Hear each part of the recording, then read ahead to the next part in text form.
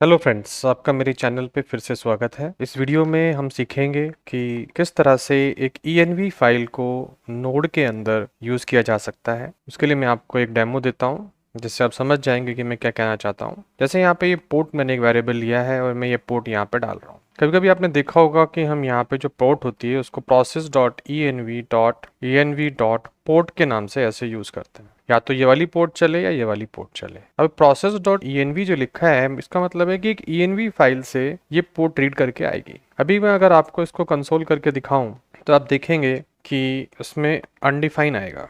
अब मैं यहाँ पे process.env.port करता हूँ तब देखेंगे यहाँ पे आपको रिक्वेस्ट करने पे, जब मैं यहाँ से रिक्वेस्ट करूँगा तो यहाँ पे जो लोग आएगा उसमें अनडिफाइन आएगा। ये अनडिफाइन क्यों आ रहा है? क्योंकि ये हमने बना तो दिया लेकिन ये अवेलेबल नहीं है। अब अगर ये रिएक्ट होता और या ये नेक्स्ट.js होता तो ये अपने आप env फाइल से रीड कर लेता है, और यहाँ पे env फाइल भी नहीं है। तो पहले एक env फाइल बनाते हैं। तो हमने कहा .env और यहाँ पे हमने पोर्ट नाम का एक वेरिएबल बना दिया, उसमें ये वैल्यू डाल दी। सिंपल है। अब आप देखेंगे फिर से अगर मैं रिक्वेस्ट करता हूँ तो भी अनडिफाइन आएगा। रीड किया है इसको, फिर देखो अनडिफाइन आ रहा है। क्यों आ रहा है अनडिफाइन? क्योंकि ये फाइल तो बन गई है लेकिन बाय डिफॉल्ट Node.js इस फाइल को रीड नहीं कर पाता है। इसके लिए या तो हमें लाइब्रेरी डालनी पड़ेगी, या अभी जो हमारा Node.js 21 आया है उसमें एक फैसिलिटी है। जैसे मैंने यहाँ पे नोडमैन स्टार्ट कर रखा है तो मैं इसको बंद कर देता हूँ। तो नोडमैन यहाँ पे अब चलेगा नहीं, उसकी जगह मैं यहाँ पे नोड, और यहाँ पे नोड के अंदर एक env फाइल करके ऐसे .env फाइल का नाम दे देंगे,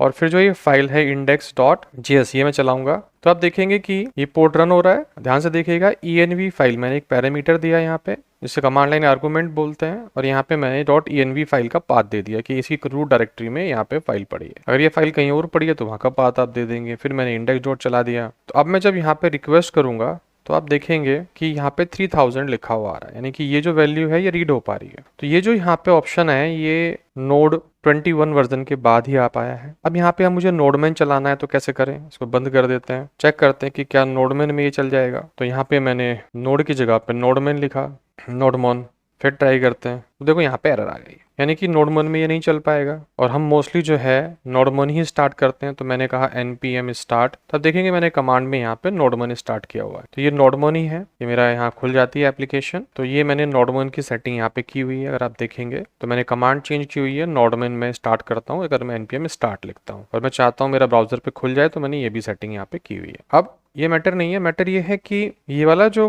पोर्ट में env वेरिएबल जो हम यहाँ यूज़ करते हैं ये मोस्टली हम यूज़ करते ही हैं बहुत सारी एप्लीकेशन में।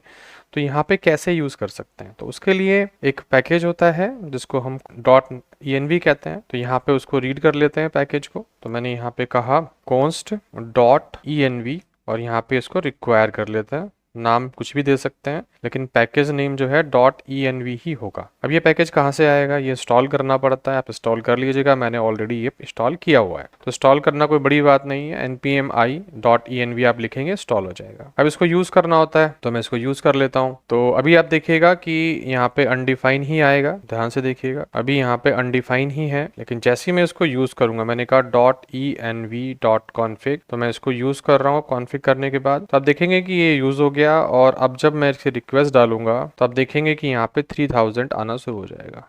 दैट मीन्स कि जब मैं .env पैकेज को रिक्वायर कर लूँगा और यहाँ पे .env.config कर दूंगा तो ये फाइल मेरी एप्लीकेशन से जुड़ जाएगी, लिंक हो जाएगी, और उसके बाद मैं सारे वेरिएबल process.env डॉट और वेरिएबल के नाम से यूज़ कर सकता हूँ। तो अब पोर्ट के अंदर वैल्यू यहाँ से आनी शुरू हो जाएगी। अगर यहाँ से नहीं आती है तो फिर 3000 चला जाता है, इसलिए हम यहाँ पे और लिखते हैं। तो ये अनडिफाइन आ रहा था इसलिए ये वाली पोर्ट यूज़ हो रही थी, लेकिन अब अनडिफाइन नहीं आएगा, अब ये वाली पोर्ट यूज़ होगी। ध्यान से देख लीजिएगा। तो ये जो env फाइल थी हमारी, इसके अंदर जो भी सेटिंग आप करेंगे आगे फ्यूचर में भी हम कुछ यूज़ कर सकते हैं इसके अंदर। तो उसको यूज़ करने के लिए हमें ये वाला पैकेज यूज़ करना पड़ता है। अगर ये पैकेज यूज़ नहीं करना चाहते हैं तो नोड के अंदर आप env फाइल पैरामीटर दे के पास कर सकते हैं, बट मोस्टली हम नोडमन ही यूज़ करते हैं। यहाँ पे आप देख रहे हैं कि नोडमन क्यों यूज़ किया जाता है, बार बार रीस्टार्ट होती हैं चीज़ें, तो इसलिए हम नोडमन यूज़ करते हैं नोड के साथ में। तो वो जो पैरामीटर है वो थोड़ा सा प्रॉब्लम कर देगा, या फिर हम उसकी सेटिंग यहाँ भी कर सकते हैं। जैसे मैंने यहाँ पे नोडमन लगा रखा है तो यहाँ पे मैं कमांड नोड लगा दूंगा, बट वही आएगा, रिफ्रेश नहीं करेगी, प्रॉब्लम आएगी। तो उससे बेटर है कि हम ये छोटा सा एक मॉड्यूल है इसको हम इंस्टॉल कर लें पहले, npm